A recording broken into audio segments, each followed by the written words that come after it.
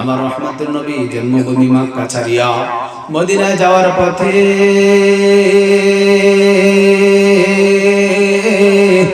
মক্কা এবং মদিনার মধ্যবর্তী জায়গায় দেখতে পেলেন নবীজি একজন মধ্যবয়সী বুড়ি মানুষ বাস করতেছে। কুঠুরিতে কেউ নাই। নবীজি সাল্লাল্লাহু আলাইহি ওয়াসাল্লাম ঘরটার কাছে গেলেন। দীর্ঘ পথ সফর করার ফলে নবীজি ক্ষুধার্ত, পেটে খাবার নাই।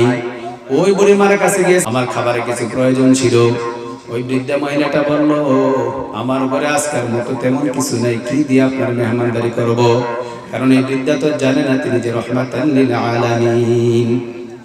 নবীজি সাল্লাল্লাহু আলাইহি ওয়াসাল্লাম ওই বৃদ্ধা মহিলাটিকে বললেন, আচ্ছা তোমার ঘরে খাবার নেই ঠিক আছে, কিন্তু খাবার খাওয়াতে পারবে এমন কোনো ব্যবস্থা আসেনি?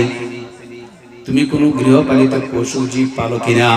ওই মহিলাটি বলল, ওই যে দেখুন একটা বকরি আছে, জীর্ণ শীর্ণ একটা বকরি আছে, যার গায়ের চামড়াগুলো হাড্ডির সাথে লেগে গেছে, পশমগুলো পড়তে শুরু করেছে, নিজের পায়ে ভর করে তেমন হাঁটতে পারে না, খাবার খাওয়ার জন্য মাঠ বিচরণ করতে পারে না। আমার এই বকরিটাই সম্ভব, এর বাইরে কিছু নাই। নবীজি সাল্লাল্লাহু আলাইহি ওয়াসাল্লাম বললেন, তুমি যদি আমাকে অনুমতি দাও তাহলে তোমার বকরি থেকে একটু দুধ দহন করতে চাই। বলি সুবহানাল্লাহ। ওই বুড়ি বলে, কেমন করে দুধ দহন করবা?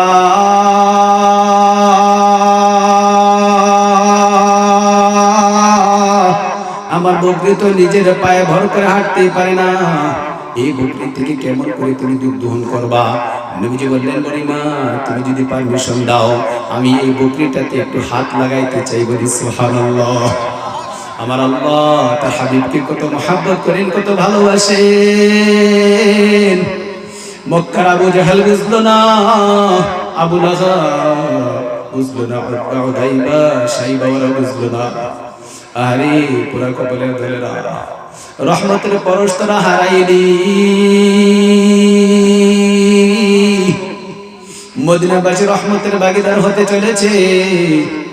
এই মরুভূমিতে বাস করা বৃদ্ধা মহিলাটি তো জানে না তিনি যে রহমাতুল লিল আলামিন। নবীজি বকরিটার কাছে গেলেন আর বললেন, মাগো তোমার ঘরে থাকলে একটা বড় বালতি দাও, বালতি দাও, একটা বালতি দাও, একটা পেয়ালা দাও, একটা ভল দাও, একটা হাড়ি দাও, আমি হাড়িতে দুধ দহন করবো। বলি সুবহানাল্লাহ। নবীজি সাল্লাল্লাহু আলাইহি ওয়াসাল্লাম আল্লাহ পাকের নাম নিয়ে বিসমিল্লাহির রহমানির রহিম বলিয়া বকরির গায়ে যখন হাত লাগালেন, আমার আল্লাহ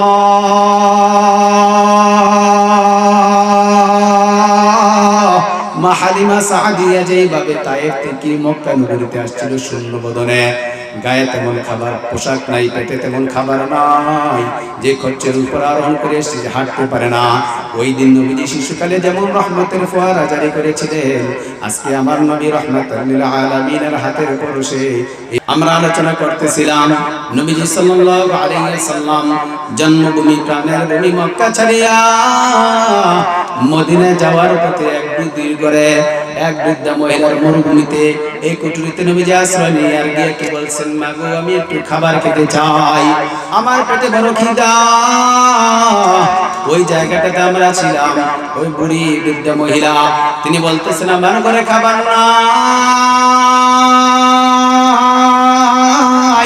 আমার সহায় সম্বল যা আছে এই যে কুঠুরিতে দেখেন আমার জীর্ণ শীর্ণ শুকায় একটা বকরি আছে, এছাড়া আমার কোনো আর ঘরে কিচ্ছু নাই। নবীজি বললেন, আল্লাহ চাইতে এর মাধ্যমে আমাদের খাবারের ব্যবস্থা হয়ে যাবে। বলি সুবহানাল্লাহ।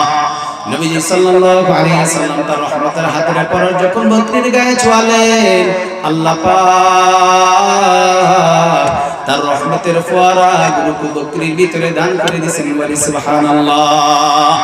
নবীজি সাল্লাল্লাহু আলাইহি ওয়াসাল্লাম একটা পেয়ালা ভর্তি, একটা বালতি ভর্তি দুধ দহন করলেন, নবীজি পান করলেন। নবীজির সঙ্গী সফর সঙ্গী হযরত আবু বকর সিদ্দিক রাদিয়াল্লাহু তাআলা আনহুকে পান করালেন, ওনাদের খাদেম যারা ছিলেন ওনাদেরকে পান করালেন। এবার ওই বুড়িমাকে বললেন, বুড়িমা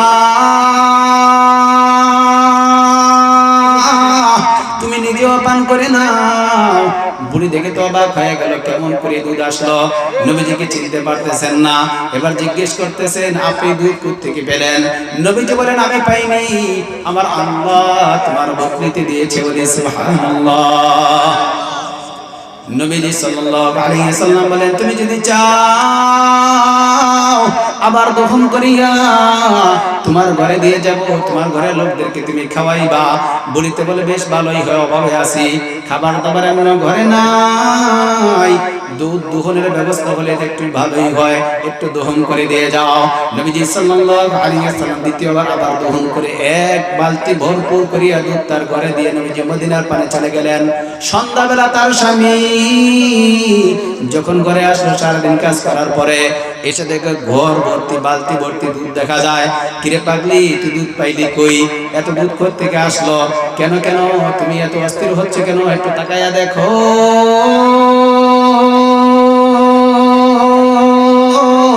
ওই যে তোমার জীর্ণ বকরি, যেটা নিজের পায়ে ভর করে হাঁটতে পারতো না, আজকে দুপুরবেলা দেখলাম একজন যুবক, কত সুন্দর যুবক তুমি জানো নি, যার চেহারা দেখলেই শুধু দেখতে মনে চায়, যার সৌন্দর্য এত সুন্দর, চোখটা একটা পলকের জন্য পাতা পড়ে না,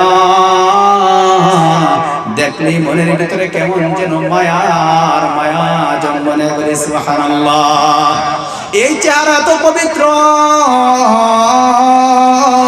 যে চেহারা দিক তাকাইলে দুনিয়ার মোহ মায়া সব কিছু ভুলে যাই। বলি সুবহানাল্লাহ। ওই মহিলাটির নাম হলো উম্মে মাবাদ, আর ওই পুরুষের নাম হলো উম্মে আবু মাবাদ। আবু মাবাদ তার বিবিকে জিজ্ঞেস করলো, কিরে কিরে এই যুবকটা কোথা থেকে আসলো?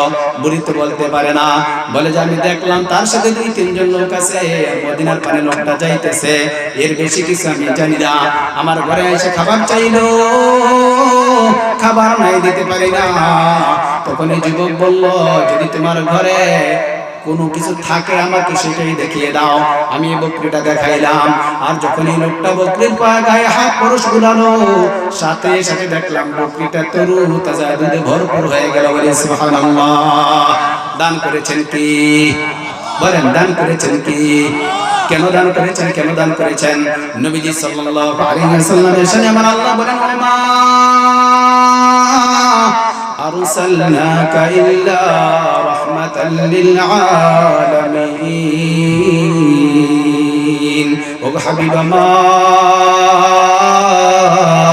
আমি আল্লাহ আপনাকে জগৎবাসী সকল কায়নাতের জন্য রহমত করে বানাইছি। বলি সুবহানাল্লাহ। আরো জোরে বলি সুবহানাল্লাহ।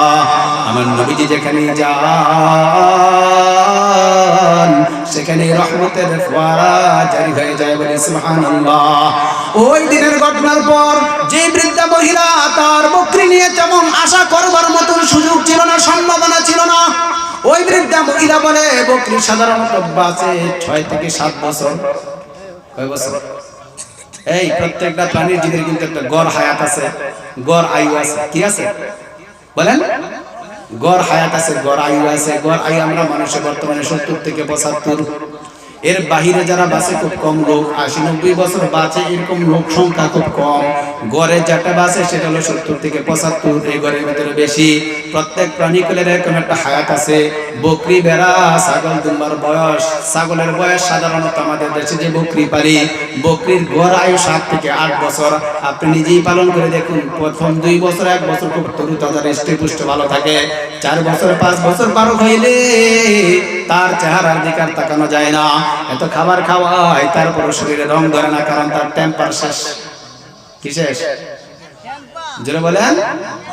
বৃদ্ধ বয়সে ভালো ভালো খাবার খায়, কিন্তু চেহারা সজীবতা আসে না।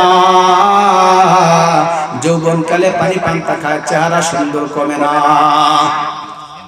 যৌবনকালে কি খায়? পানি পান্তা খায়, চেহারা সৌন্দর্য কমে না। কিন্তু বৃদ্ধ বয়সে খুব ভালোভাবে দুধ কলা খায়, তারপর চেহারা সৌন্দর্য বাড়ে না, কারণ টেম্পার শেষ। কি শেষ? ওই উম্মে মাবাদ বলে, তোমরা জানো না জগৎবাসী মানুষ, আমার নবীকে আল্লাহ পাক কেমন রহমতের ফোয়ারা বানাইছে। আমার রহমতের নবী যেদিন পরশ লাগালেন, সেই দিন থেকে দেখলাম আমার বকরিটা 22 বছর জিন্দা ছিল। বলি সুবহানাল্লাহ। কয় বছর বলেন? জোরে বলেন মিয়া। 22 বছর শুধু জিন্দা ছিল তা নয়, নবীজির হাতের পরশ লাগার পর থেকে আমার ঘরে একটা দিন এমন যায় নাই যে দিনটা দিন বকরি থেকে দুধ পাই না। বলি সুবহানাল্লাহ। বরকত দিয়েছেন কি আমার সেই রহমতের নবী। আমাকে আপনাকে মহব্বত করে কি করে না? একটু জোরে বলেন কেমন রহমতের নবী, কেমন মায়া আমার আপনার জন্য নবীজির জানা আছে। বন্ধু গো, একটু মনটাকে নরম করিয়া, চক্ষুটাকে বন্ধ করিয়া